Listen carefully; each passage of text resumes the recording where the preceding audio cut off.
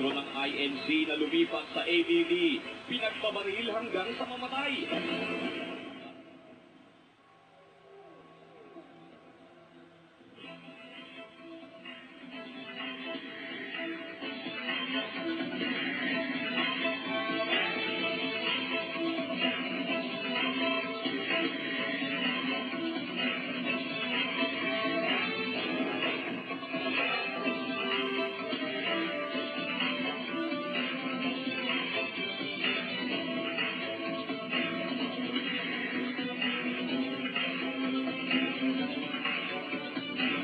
Mula sa loob at labas ng bansa, maghahatid ng pinakasariwang balita. Narito ang Hataw Balita.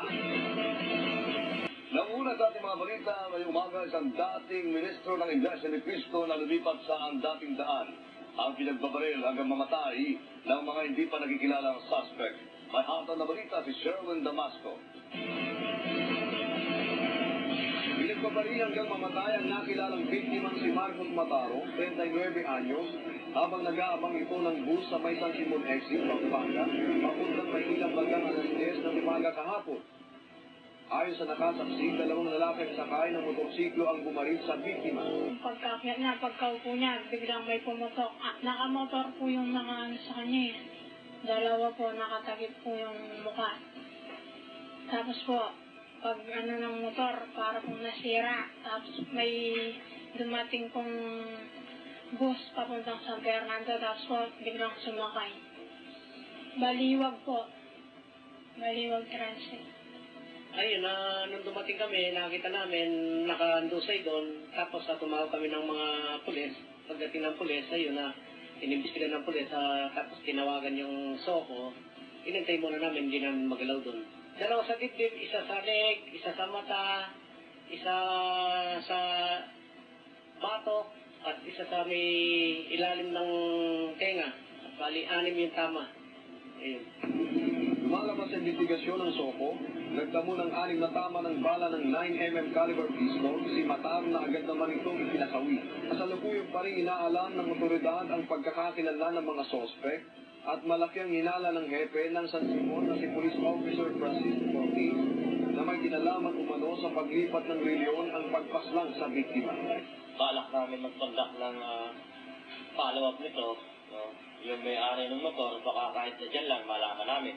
Meanwhile, nahantay lang namin yung mga kamag-anak ng matay. Baka may makuha rin kaming lead. Alam mo, kung may pantayan, nabubuhay. Napagalamang dating ministro ng INC si Mataro bago ito lumipat sa ABB na naging pangunahin din itong host ng programang The X-Man kung saan ito isinisiwalat ng mga maling-aral na itinuturo ng dating reliyong inaaniban. Sherwin Damasco para sa Hataw Balita ng UNTV News Worldwide. Marami po mga gramay sa iniwang mga kamag-anak ni Brother Marcos kung tawagin natin dito sa UNTV. At ang panawagan siyempre sa mga kinaukulan na bilisan sana ang gagawing paglutas sa nabanggit na kaso.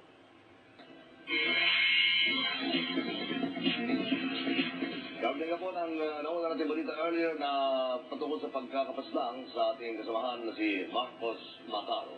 Naniniwala po ang mga kasamahan ni Brother Marcos Mataro sa programang The X-Man na mga dating miyembro rin ng INC o Iglesia ni Cristo ang may kinalaman sa paglipat nila sa ADD o ang dating daan ang naturang pagpaslang.